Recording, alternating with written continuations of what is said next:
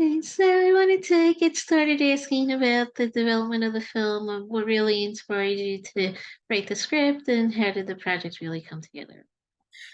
Well, you know, I grew up in a very remote town in Switzerland in a relatively conservative environment with very little space for an artistic kid like me.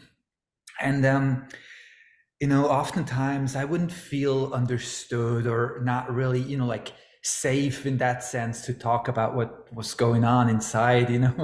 So the only place I felt really at ease was, like when I was reading or when I was daydreaming. And, so my dreams became really vivid. And oftentimes at night, I would have these nightmares, these recurring nightmares where I'd fall down a staircase, and right before I hit the ground, I would wake up. And like since I every couple of nights these nightmares, like came back. At some point, I started to anticipate what would happen, and so I was somehow able to shape these streams. First I would kind of soften the fall, then I would hover above the ground. And from there, later on during my teens, I would teach myself basically how I learned to fly. And this stream became the core of the script and the movie. Yeah. Mhm. And then going on to direct the film, I saw this was your first feature that you directed, and wanted to ask about that experience as well, and how you really approached directing once production began as well. Well, like when you do your first feature, when you write your first script, there was this vision, of course, but it was more like an inner vision, a certain type of feeling.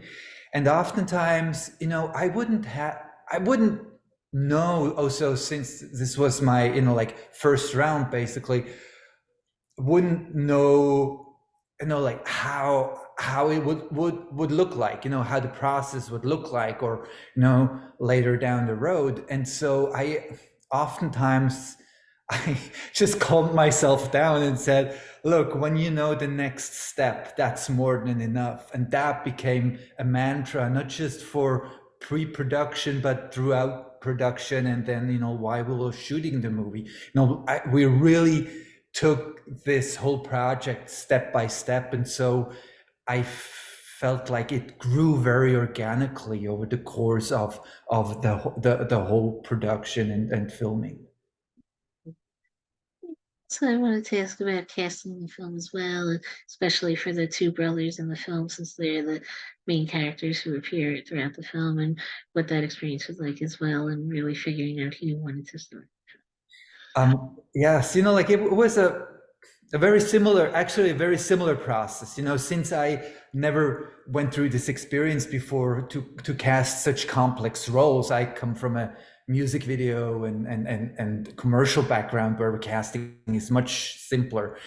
And we needed, like it was very specific. We needed teenagers that were able to play this huge spectrum of emotions and bring this emotional depth to the screen. And then plus that, on top of that, they needed the chemistry between the two. And for me, that was like the most important thing. And the reference I had was my inner feeling growing up in a small town, feeling isolation and loneliness and not being understood, feeling some sort of abandoned, not in a physical sense, but more in a psychological sense. And so, when I sat down with Marcus Scribner, who plays the older of the brothers, Daniel, when I sat down with him for the first time, he was, it was kind of magical. He was able to so precisely reproduce that feeling I felt, that I got goosebumps. And so I immediately knew, like, I, this is him. This is who I was looking for. And then, like we started to cast the family around him. And the second person I found was or we found was his younger brother, Lonnie Chavis, who was 13 at the time, and needed to portray a character who was some sort, like with special needs. I always viewed him as on the autism spectrum, but it's never explicitly explained in the movie. So, and he was, like for him, almost was the kind of the same, like we sat down and I saw this character, and with him even more, like he almost doesn't speak. And then when we paired Lonnie and Marcus, there was this immediate brotherly intimacy, which is so hard to pull off, especially for teenage actors. They didn't know each other, but this feeling was there from the start, and it was so magical to watch that I had no other choice than to make these two actors the brothers in my script. And also speaking about the fact that the younger brother Eli doesn't really speak too much throughout the film, and also while I was watching the movie, I found that interesting and wanted to ask in your collaboration together with the cast, and especially the two of them, how did you really work on maybe their physicality, or especially in terms of really communicating in that sense? Was that something that you felt was important to incorporate into the preparation for the film as well? Especially with Lonnie, who portrays Eli, he well, we sat down and talked a little bit about my vision, and especially about more the feeling. I didn't give him exact guidelines how to portray the character, but we kind of took the journey inwards. And he was, something that he mentioned very early on. That in his family there he had someone, I think, a little bit younger than himself who is on the autism spectrum, and so we came up with the concept of him, like spending some time with this person and just really observe. And then later on we got together and he just got all these little things right. And the other thing, like I tried to give Marcus and Lonnie some time together so they could familiarize themselves with, because they needed to be very close. They in the movie they sleep in the same bed. They, the older brothers carries the younger brother around. They, like he puts him in a shower because he doesn't want to shower himself. All that, it's very intimate.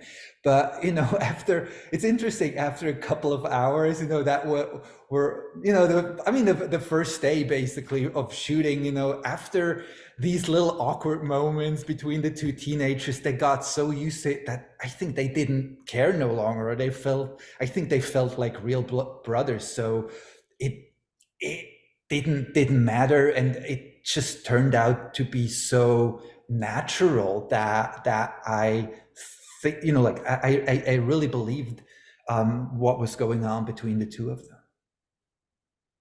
And with the majority of the story, especially in the beginning, taking place in their home, what was that experience like as well? And finding the house that you wanted to shoot in, and really creating the lookout for the house as well. Exactly. The idea of the movie for me was always, it was also since it's my first movie and I didn't expect, like that someone immediately would invest a lot of money. I wanted to do a movie that's very contained. So the basic idea for me always was two actors, a house, and a car.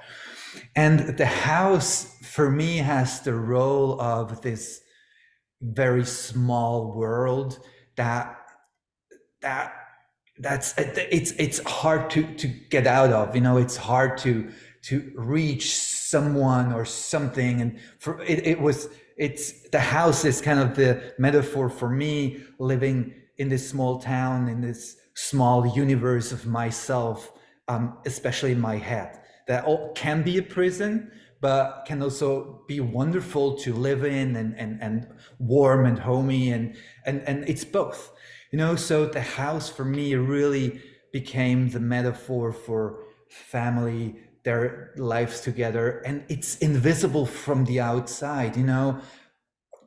Your neighbor could go through the same hardship as these two brothers, but you don't see it because a lot of it plays inside the house.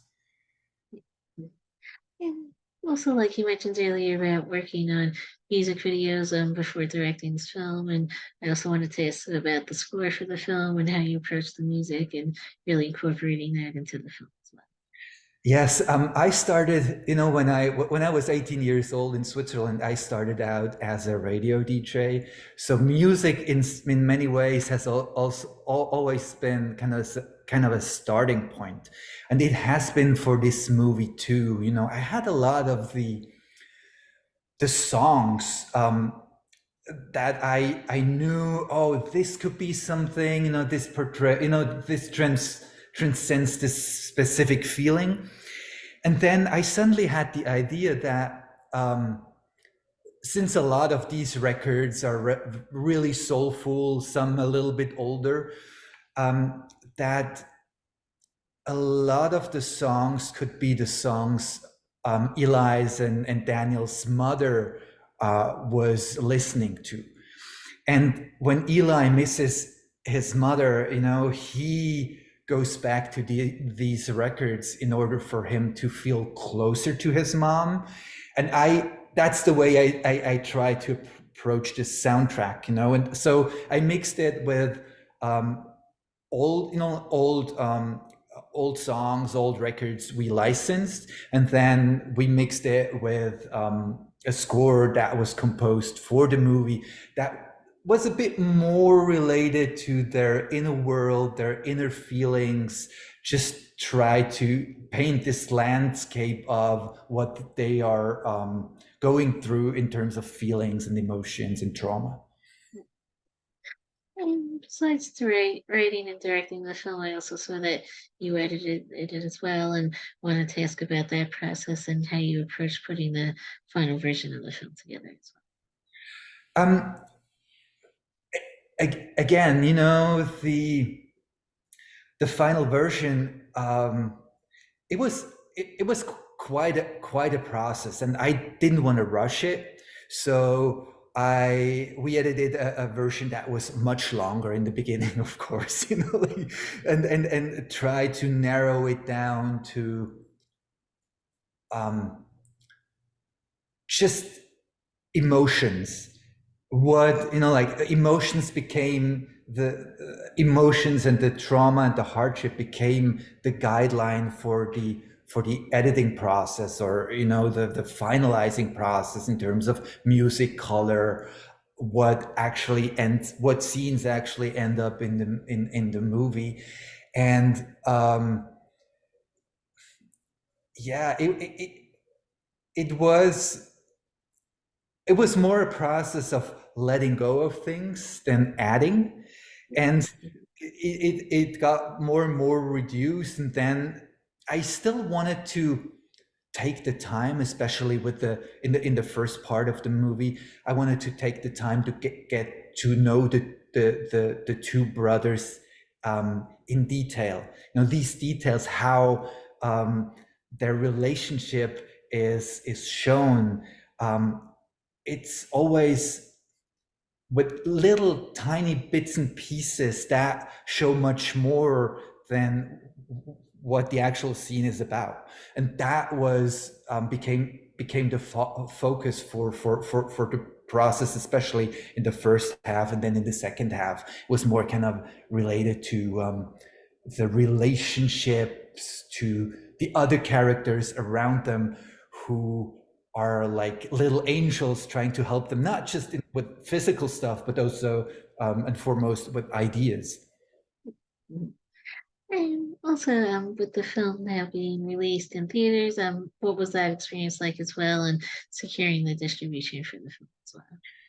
Um, we found this wonderful distribution company called Film Movement, and they just they just got the movie, they Right. just understood what it was all about, my vision and how it needed to be brought to an audience.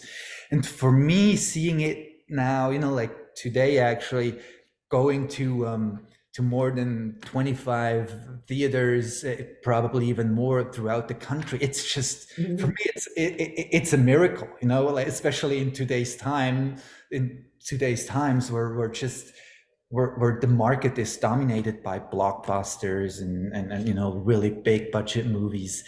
And I'm super grateful. It's more than I ever hoped for.